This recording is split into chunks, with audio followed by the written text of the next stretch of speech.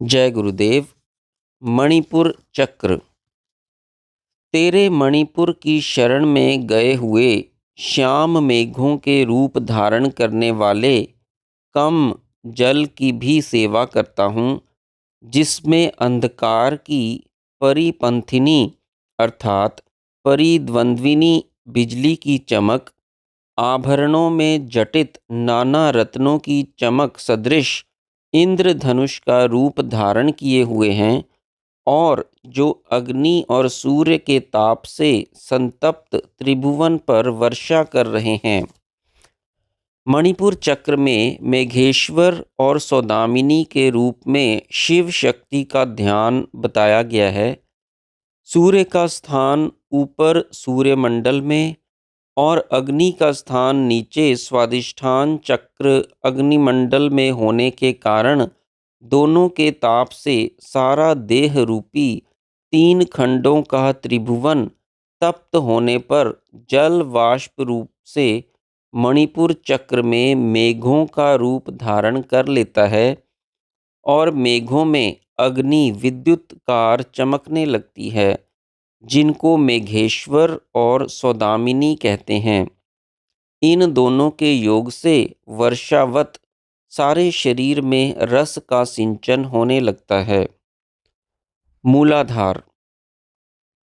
तेरे मूलाधार में लास्यपरा अर्थात नृत्य करती हुई समया देवी के साथ नवधा संपूर्ण तांडव नृत्य करने वाले नटेश्वर नवात्मा शिव जी का मैं चिंतन करता हूँ।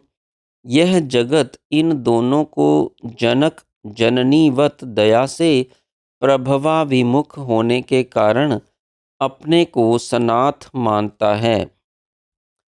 समया देवी से समयाचार की उपास्य देवी निर्दिष्ट है। लास्य भगवती के नृत्य का नाम है और तांडव शंकर के नृत्य का नाम है। नवरस युक्त तांडव नृत्य को महातांडव कहते हैं। 9 रस इस प्रकार हैं: श्रृंगार, वीभत्स, रौद्र, अद्भुत, भयानक, वीर, हास्य, करुणा और शांत। ये 9 रस साहित्य, कविता, नृत्य और गायन विद्या के अंग हैं। नवात्मा शिवजी को कहते हैं, जिसकी व्याख्या पहले ही की जा चुकी है। आधार चक्र में प्राण का निरोध होने पर योगी नृत्य करने लगता है। आधार चक्र में जब प्राण शक्ति का निरोध होता है, तब शरीर कांपने लगता है, योगी नृत्य करने लगता है और वहीं सारा विश्व दिखने लगता है। आधार चक्र में जो सृष्टि का आधार है, सब देवता सब भेद रहते हैं, इसलिए आधार चक्र का आश्रय लेना चाहिए। समया देवी का नाम मूलाधार और स्वादिष्ठान चक्रों के ध्यान में मिलता है, अन्य चक्रों के ध्यान में नहीं। इससे यह प्रतीत होता है कि शंकर भगवत्पाद ने इन दोनों चक्रों में विशेष रूप से समयाचार की ओर लक्ष्य कराया है, क्योंकि उनका ध्यान कौल मत वालों को भी अभीष्ट है। समयाचार वालों को ऊपर के चक्रों पर विशेष ध्यान देना चाहिए, मूलाधार और स्वादिष्ठान चक्रों पर नहीं। इसका कारण हम अन्यत्र भी कह आए हैं।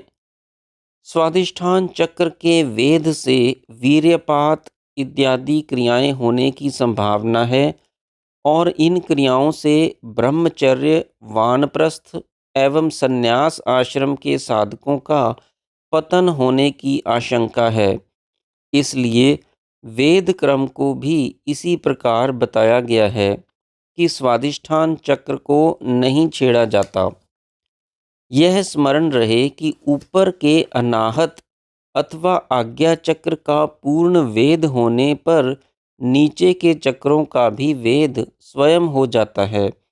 इसलिए काम वासना की दीप्ति से रक्षा करने के लिए अनाहत और आज्ञा चक्रों का अथवा नादानु अनुसंधान का आश्रय लेना श्रेयस्कर है। हृदय चक्र में दहर विद्या, आज्ञा चक्र में शांभवी विद्या और नाद श्रवण तीनों के साधन शुद्ध एवं ऊंचे हैं।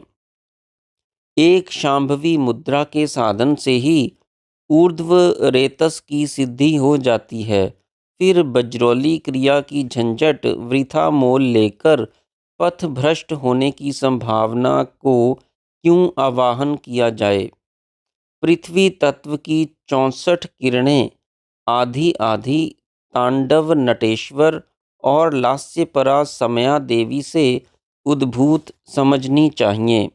जय गुरुदेव।